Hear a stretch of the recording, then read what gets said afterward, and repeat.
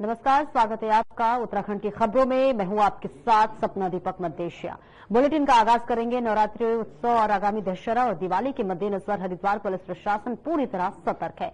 SSP Praveen ढोभाल ने बताया कि शहर में जगह जगह पुलिसकर्मी तैनात हैं और गश्त के दौरान मंचलों, नाबालिग वाहन चालकों, तेज गति से वाहन चलाने वालों और आपराधिक प्रवृत्ति के लोगों पर कड़ी नजर रखी जा रही है। पुलिस की तरफ से इन सभी को समझाया जा रहा है, लेकिन यदि कोई समझाइश के बाद भी ऐसी गतिविधियों में लिप्त पाया जाता है तो उस पर सख्त कार्रवाई की जाएगी।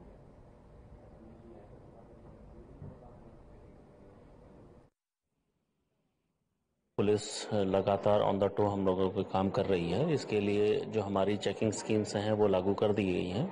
सभी थाना प्रभारियों को इस हेतु लगातार साउंड भी किया जा रहा है कि जो हमारी चेकिंग की जो स्कीम्स हैं अलग अलग, उनको आप समय समय पर आप उसको लागू करेंगे, जिसमें सत्यापन का कार्रवाई है उस पर हम लोगों के द्वारा तेजी लाई जा रही है। साथ में जो संदिग्ध व्यक्ति हैं उनकी चेकिंग के लिए लगातार हम लोग जो स्लॉट्स में चेकिंग कर रहे हैं और उसमें सुबह के समय की भी चेकिंग है, रात को भी चेकिंग, लगातार होटल ढाबों की चेकिंग। इसके साथ ही जो बाहरी जो हमारे लोग हैं जो खासकर इनामी हैं या वांछित हैं मुकदमों में, उन पे हम लोग लगातार धरपकड़ की भी कार्रवाई कर रहे हैं। और जो सामाजिक सौहार्द को बिगाड़ने के लिए जो भी प्रयास अगर कोई कर रहा है उस पर हम लोगों की विशेष नज़र भी है और उस पर भी हम लोग काम करेंगे ताकि जो फेस्टिव सीजन को अच्छे तरीके से हम लोग इसको कर सकें और सभी लोगों के सहयोग से इसको अच्छे तरीके से हरिद्वार पुलिस निभाएगी। इसके लिए मुझे पूरी उम्मीद भी है।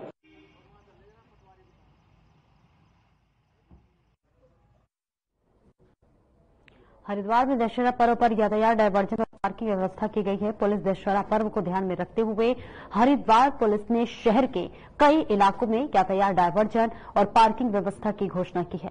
आपको बता दें, वहीं एसएसपी प्रवीण ढोभाल के निर्देशन में ये योजना लागू की जा रही है ताकि रावण दहन के दौरान शहर में सुचारू यातायात व्यवस्था और शांति बनी रहे।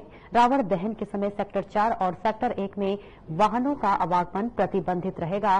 केवल आपातकालीन वाहनों को अनुमति होगी। पार्किंग के लिए सिविल अनुरक्षण सेक्टर 3 और स्वास्थ्य केंद्र सेक्टर 2 के मैदान में व्यवस्था की गई है। जटवाड़ा पुल और रोड़ी बेलवाला जटवाड़ा पुल और नहर पटरी की ओर से आने वाली ट्रैफिक पर रोक रहेगी और रोडी बेलवाला मैदान में आने वाले वाहनों की पार्किंग आनंद वन समाधि और टेम्पो स्टैंड के पास की जाएगी।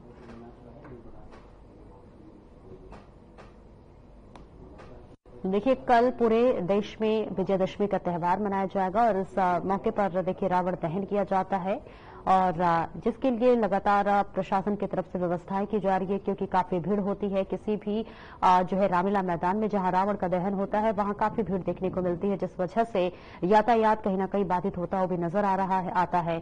और ऐसे में पुलिस आज से ही सजगता के साथ जो है यातायात की तरह से कोई भी उससे संबंधित बाधित न हो, जिसके लिए पुलिस प्रशासन अब चौकसी करते हुए नजर आ रही है। तस्वीरें आपको दिखा रहे हैं जहां पर पुलिस गश्त पर है और लगातार यातायात से संबंधित कोई भी दिक्कत, कोई भी परेशानी विजयदशमी के मौके पर न हो, जिसके लिए लगातार पुलिस निरीक्षण करती हुई नजर आ रही है। तस्वीरें आपको हरिद्वार से दिखा रहे हैं जहां पर बता दें कि कल यानी कि जो है शनिवार को रावण का दहन किया जाएगा, जिसके बाद से देखिए पूरे देश में हर्षोल्लास के साथ इस पर्व को भी मनाया जाता है, जहां पर रावण और इसी के साथ मेघनाथ कुंभकर्ण के भी पुतले को दहन किया जाता है। काफी भीड़ लगती है, मेला भी लगता है, जिस पर तमाम लोगों की मौजूदगी भी होती है और इसके मद्देनजर पुलिस प्रशासन व्यवस्था को चाक चौबंद करती हुई नजर आ रही है।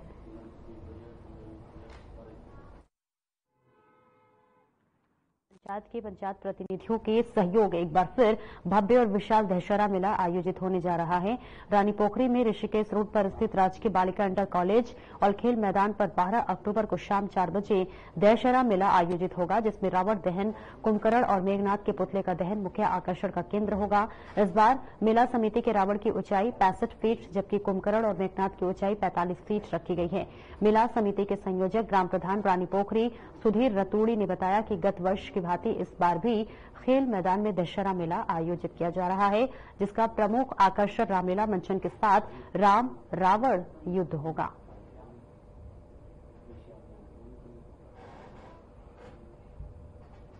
तो देखिए, ऋषिकेश में तैयारी चल रही है, दशहरे मेले की पूरी तरह से तैयारी हो रही है, जहां पर विशाल भव्य आयोजन किया जा रहा है, जहां रावण, मेघनाथ और कुंभकर्ण की जो है पुतले को दहन किया जाएगा। जहां आपको बताते चले कि रावण की जो पुतला है उसे 65 फीट रखा गया और इसी के साथ साथ जो कुंभकर्ण और मेघनाथ है उनके पुतले को 45 फीट रखा गया है। जिसके बाद से देखिए ये वो ग्राउंड बता रहे हैं ऋषिकेश की, जहां पर कल यानी कि विजयादशमी पर पुतले का दहन किया जाएगा, रावण के पुतले को दहन किया जाएगा और इसके साथ साथ मेघनाथ और कुंभकर्ण के भी पुतले को दहन किया जाएगा। लेकिन उससे पहले तमाम तैयारियां हो रही हैं और इसी के साथ साथ यातायात पुलिस भी पूरी सजगता के साथ काम करती हुई नजर आ रही है, चौकसी बरतती हुई नजर आ रही है, क्योंकि मेले का आयोजन होता है भव्य रूप से और भीड़ भी बहुत ज्यादा इकट्ठी होती है, जिसके बाद से कई जगह जो है यातायात भी बाधित हो जाता है। यातायात बाधित न हो, लोगों को आवागमन में कोई भी दिक्कत न हो, जिसके लिए लगातार यातायात पुलिस, ट्रैफिक पुलिस चौकसी बरतती हुई नजर आई है। लेकिन इस बीच ये तस्वीरें आपको दिखा रहे हैं, कल यानी कि 12 अक्टूबर को शाम 4 बजे पुतला दहन किया जाएगा। विशाल दशहरा मेले का आयोजन जो है किया जाएगा। फिलहाल ये तस्वीरें आपके टीवी स्क्रीन पर दिखा रहे हैं, जहां पर अब निरीक्षण किया जा रहा है। इसी के साथ साथ मेले के लिए दशहरा मेले के आयोजन के इस बार भी जो है दशहरा मेला आयोजन हो रहा है 12 तारीख को, और उसमें वही है रावण और कुंभकर्ण और मेघनाथ के पुतले बनाए जा रहे हैं और सब लोगों को उसमें इनवाइट कर रहे हैं और बड़ा भव्य प्रोग्राम हो रहा है। उसमें कुछ हमारा 1 घंटे का हमारा रामलीला का मंचन भी किया जाएगा, जो हर साल हम लोग कर रहे हैं। इस बार रावण की आकृति कितनी ऊंचाई है? लगभग 65 फीट के लगभग रावण की ऊंचाई रखने का हमारा वो बन रखा है और मेघनाथ कुंभकर्ण ये करीब 50-55 फीट के लगभग। मेला भी लगाया जाएगा वहाँ? हाँ, मेला भी लगता ही है, उसमें कुछ झूले वूले आते हैं लगाने के लिए, वो लगाए जाएंगे। तैयारियां पूरी हो चुकी है? हाँ, तैयारियां पूरी हो रही हैं। हमारे अध्यक्ष जी हैं नरेंद्र चौहान जी, उनके नेतृत्व में ये कार्य को, इस मेले को जो है संपन्न करेंगे और बड़े जोर से सब लोग लगे हुए हैं, पूरे नया पंचायत के लोग इसमें जुड़ते हैं।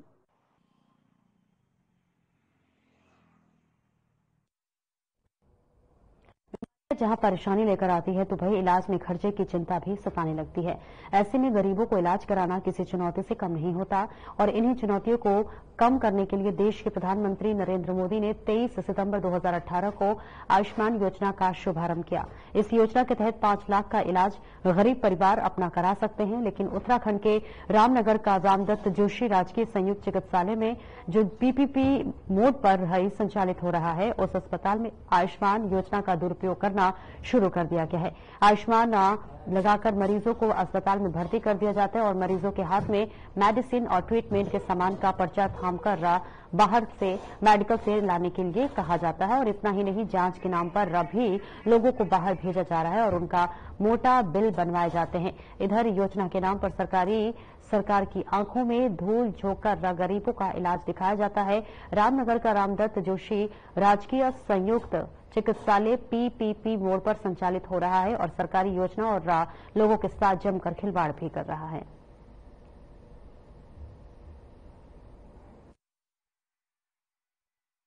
सिंगर में अभी आया है, अभी कुछ शिकायत आए मेरे पास, शिकायत को लेकर कि उनसे दवाइयाँ और इम्प्लांट की वजह से मंगाए जाते हैं व्यक्ति आयुष्मान के अंडर एडमिट होने के बावजूद भी। ऐसा इसमें इम्प्लांट तो खैर बाजार से लाना ही पड़ता है और वो भी हम मंगाते हैं, ये नहीं लाएंगे। ये जो हॉस्पिटल वो मंगाएंगे, लेकिन दवाइयाँ सारी यहाँ अवेलेबल होती हैं। इम्प्लांट ही परचेज करते हैं, वो भी प्रॉपर तरीके से जगह अनुमति के बाद परचेज किया जाता है। अगर मैं चेक कराऊंगा, अगर ऐसा है कि दवाई भी बाजार से मंगाई गई है तो ये देखना पड़ेगा, संबंधित अधिकारी से पूछना। ज्यादा बुखार आ रहा था मुझे और मेरे पेट में दर्द बहुत था। मैं रात के 3-4 बजे यहाँ पर आई थी, मेरी एक बोतल लगा के मुझसे कह दिया जाओ घर को। मेरी हालत घर जाके बहुत ज्यादा खराब हो गई थी। मैं दोबारा यहाँ पर आई, यहाँ पर आके भाई उससे क्या सुन के मैंने अपनी भर्ती हुई यहाँ। भर्ती होकर फिर मेरा ट्रीटमेंट कराया, कोई दवाई अल्ट्रासाउंड यहाँ का हुआ है और मेरी सारी जांचें बाहर। इलाज तो हमें तो कुछ ठीक लगा नहीं, यहाँ पे कोई सुविधा नहीं है, कुछ देख रेख ज्यादा नहीं है। बस ये है कि आते हैं डॉक्टर पूछते हैं मेडिकल की दवा आते हैं, बाकी और कुछ नहीं है। बस आयुष्मान लगाने के बाद में भी कोई जांच यहाँ की नहीं, कोई दवाई यहाँ की नहीं, सब बाहर जांचें करवाई, बाहर दवाइयाँ।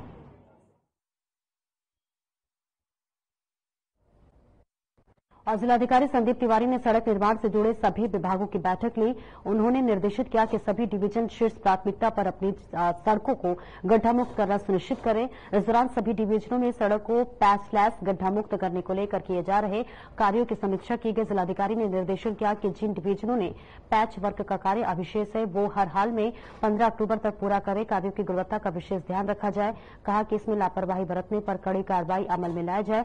जिलाधिकारी ने NHIDCL के अधिकारियों को निर्देशित किया है कि संबंधित SDM के साथ एक बार फिर से हाईवे का संयुक्त निरीक्षण करें।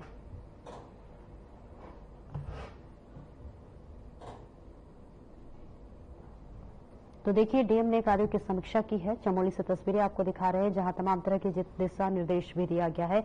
और इसी के साथ साथ आपको बताते चले कि जिले में किसी भी समस्या को लेकर कोई भी किसी को दिक्कत ना हो, इसके लिए लगातार अब डीएम जो है निर्देश देते हुए नजर आ रहे हैं। ये बैठक की गई है, महत्वपूर्ण बैठक बताई जा रही है, जिसमें सड़क में जहां जहां गड्ढे हैं उसे ठीक करने के लिए जिलाधिकारी ने निर्देश दिया है। महत्वपूर्ण बैठक तमाम अधिकारियों के साथ डीएम ने की है, जहां पर कार्यों की समीक्षा ली और इसी के साथ साथ दिशा निर्देश दिया है कि किसी भी तरह की कोई भी दिक्कत हो, इसके अलावा जिले में किसी भी तरह के लोगों को किसी भी प्रकार की परेशानी हो, उससे जो है समस्या का समाधान किया जाए।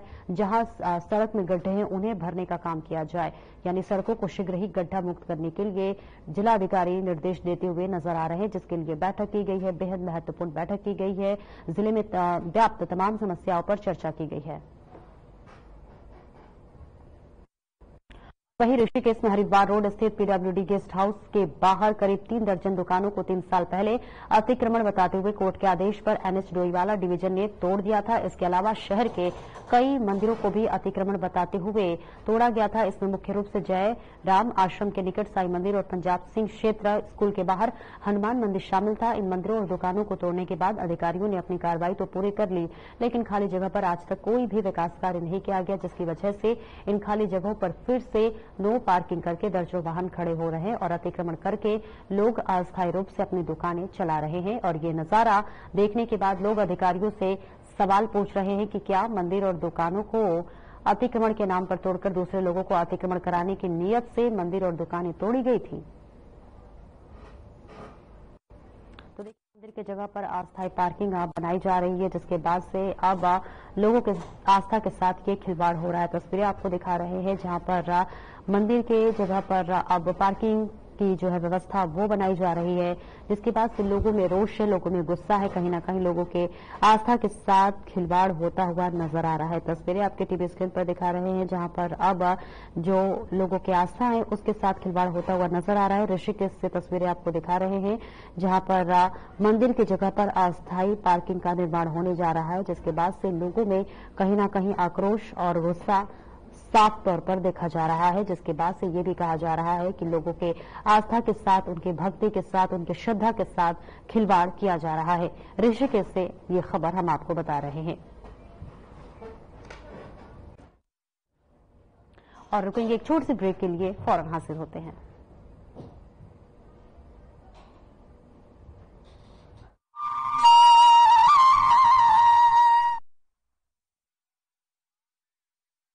मुख्यमंत्री पुष्कर सिंह धामी के नेतृत्व में राज्य सरकार साइबर सुरक्षित उत्तराखंड बनाने के लिए कई मोर्चों पर काम कर रही है।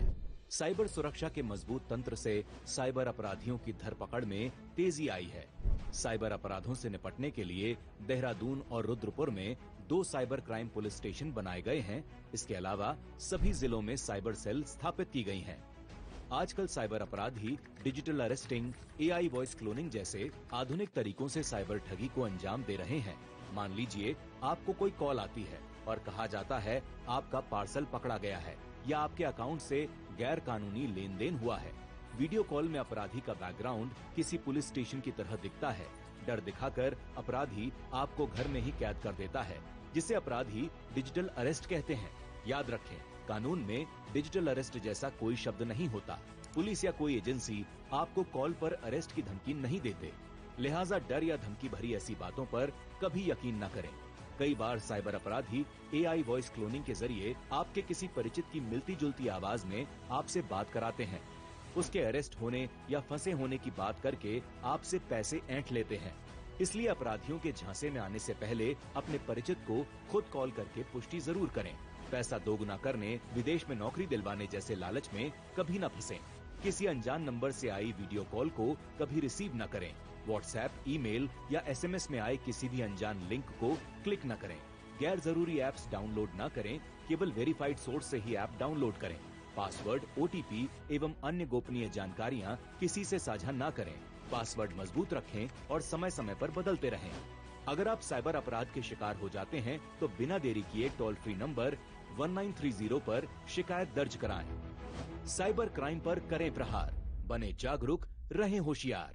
प्रधानमंत्री नरेंद्र मोदी जी के मार्गदर्शन और मुख्यमंत्री पुष्कर सिंह धामी के कुशल नेतृत्व में उत्तराखंड सरकार महिलाओं के सर्वांगीण विकास और सशक्तिकरण के लिए लगातार कार्य कर रही है।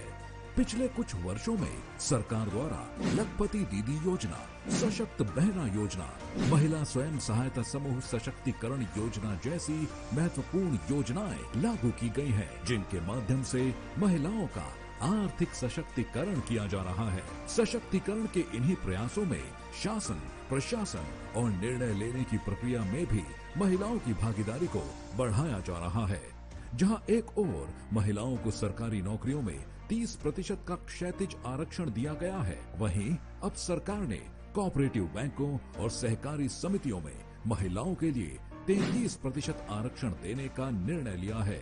यह निर्णय महिलाओं की राजनीतिक और सामाजिक भागीदारी को बढ़ावा देने के साथ साथ सहकारी आंदोलन में सबका साथ, सबका विकास के मंत्र को और मजबूती देगा। सरकार के इस ऐतिहासिक निर्णय से अब महिलाओं के लिए न्याय पंचायत स्तर पर सरकारी समितियों और जिला सहकारी बैंकों में भी महत्वपूर्ण पदों पर सुनिश्चित भागीदारी का रास्ता खुल गया है। इस निर्णय से सहकारिता विभाग द्वारा चलाई जा रही सभी योजनाओं का लाभ समाज की आधी आबादी तक और प्रभावी तरीके से पहुंचेगा। लैंगिक समानता और महिला सशक्तिकरण की दिशा में सरकार के ये प्रयास न सिर्फ महिलाओं को आर्थिक रूप से सशक्त बनाएंगे, बल्कि उनकी सामाजिक स्थिति को भी सुदृढ़ करेंगे। संकल्प से सिद्धि की ओर, सहकारिता से समृद्धि की ओर।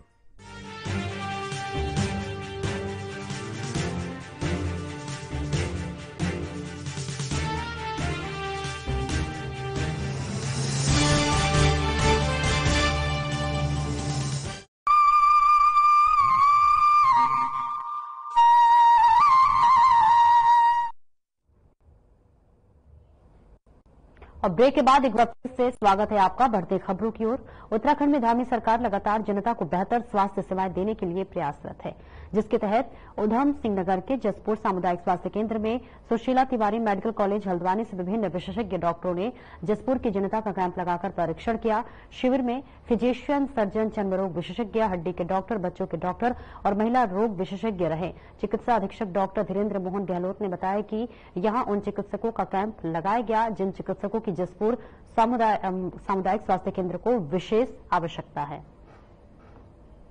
सामुदायिक स्वास्थ्य केंद्र जसपुर में एक स्पेशलिस्ट डॉक्टर द्वारा कैंप लगाया गया है। ये specialist doctor Sushila Tiwari medical college Haldwani से आए हैं। यह कैंप आयुष्मान शिविर की तरह से लगाया गया है। इसमें हमारे यहाँ पर चर्म रोग, महिला रोग, हड्डी रोग और दिल के डॉक्टर, बच्चों के डॉक्टर आए हुए हैं।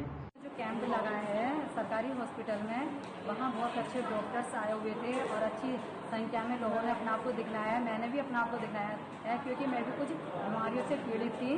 तो जिन डॉक्टर को मैं दिखलाया, जो सर्जन आई हैं सुशीला तिवारी से, तो उन्होंने मेरे को बहुत अच्छे से देखा और आगे उन्होंने बताया भी आप ये दवाई लीजिए, आप ठीक हो जाओगी।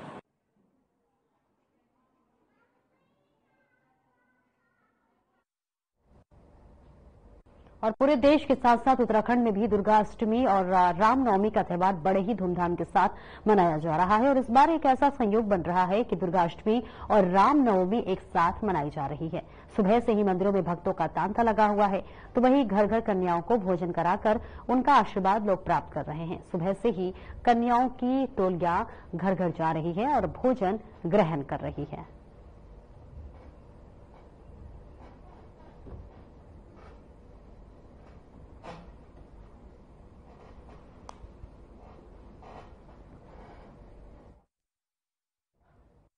और उर्गी के थाना पिरान कलियर पुलिस ने बड़ी कार्रवाई करते हुए अवैध पटाखा बनाने वाली फैक्ट्री पकड़ी है, जिसमें से 2 व्यक्ति गिरफ्तार करने के साथ 70 पेटी अवैध पटाखे और 103 किलो बारूद और कई उपकरण भी बरामद किए गए हैं।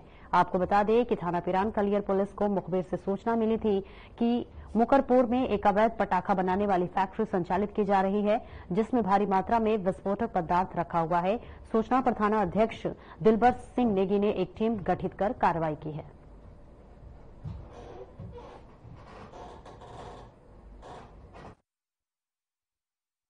कलियर थाना क्षेत्र में धनौरी पुलिस चौकी के पास में ये एक सूचना हमें प्राप्त हुई थी थाना पुलिस को कि इस समय पटाखों के सीजन में एक फैक्ट्री में अवैध तरीके से पटाखे बनाए जा रहे हैं। इसमें तत्काल पुलिस के द्वारा जब कार्रवाई की गई तो करीब 100 किलो से ऊपर 100 किलो से ऊपर जो हमारा एक्सप्लोजिव जो सामग्री है वो हमें बरामद हुई।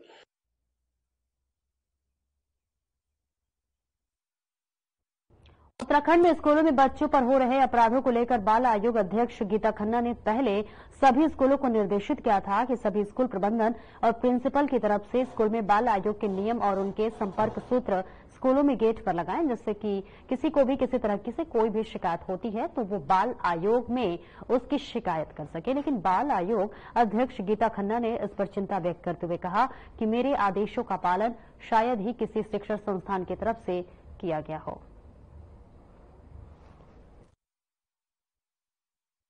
मुझे नहीं लगता कि अभी भी बहुत से विद्यालय ऐसे हैं जिन्होंने इस आदेश का अनुपालन कर लिया होगा, और उसके लिए आयोग तो नहीं जा सकता। ये काम तो हमारे education officers, block education officer, chief education officers के थ्रू ही इम्प्लीमेंट होगा। और महानिदेशक शिक्षा के जो कि अभी अभी हाल ही में उन्होंने ज्वाइन किया है, और उनको भी मैंने इसके लिए पत्र लिखा है, और एक सारे चीफ एजुकेशन ऑफिसर्स और उनके साथ हाइब्रिड मोड की हमने एक वर्कशॉप बना।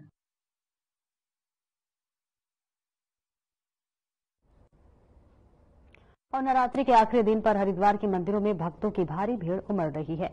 हरिद्वार स्थित सिद्धपीठ चंडी देवी मंदिर में भी श्रद्धालुओं का तांता लगा हुआ है। मान्यताओं के अनुसार जो भी भक्त सच्चे मन से मां के दरबार में आकर कुछ मांगता है तो मां उसकी हर मुराद पूरी करती है। चंडी देवी मंदिर के दर्शन के लिए श्रद्धालु दूर से यहां आते हैं। प्राचीन काल में जब पृथ्वी लोक से लेकर देवलोक तक शुंभ निशुंभ राक्षसों का अत्याचार बढ़ गया था, तब देवी देवताओं के आवाहन पर मां भगवती ने चंडी का रूप धारण किया और दोनों राक्षसों का वध करके उनके अत्याचार से मुक्ति दिलाई। उसके बाद भक्तों के कल्याण के लिए मां चंडी देवी हरिद्वार में नील पर्वत पर खंभ के रूप में विराजमान हो गई।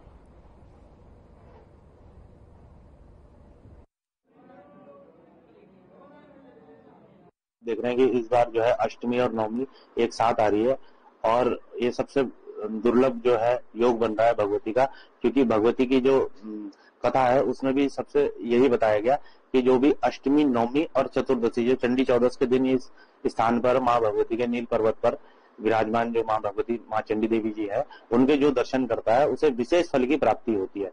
तो इस पर्व में जो है देश विदेश से, देश के सभी कोनों से सभी श्रद्धालु यहाँ पहुंच रहे हैं और माँ भगवती के दर्शन कर रहे हैं, पूजन कर रहे हैं, पाठ कर रहे हैं।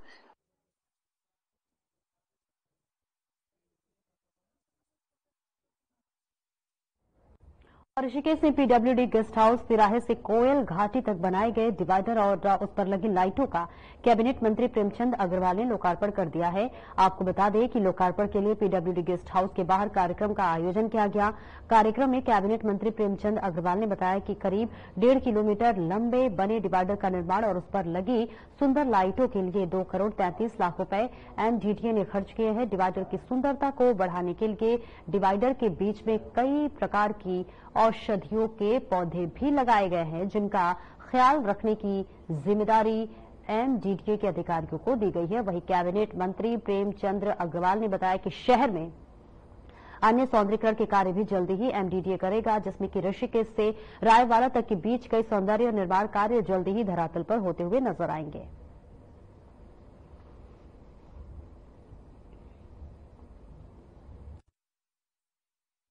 देखिए, आप जानते हैं ऋषिकेश में जिस प्रकार से लगातार विकास कार्य हो रहे हैं, और ऋषिकेश जिस जगह मैं खड़ा हूं, आपने देखा होगा पिछली बार एनएच के माध्यम से चौड़ी सड़क मेरे इस जगह से और आपको लगातार श्यामपुर 8 तक आपने देखी होगी, और उससे बढ़िया बेहतर स्थिति हमारे इस शहर के अंदर थी। चौड़ी सड़क होने के साथ साथ आपने भी महसूस किया होगा बहुत से एक्सीडेंट के खतरे बढ़े थे, और उसको लेके बहुत सुंदर डिवाइडर एमडीडी के द्वारा यहाँ बनाया गया।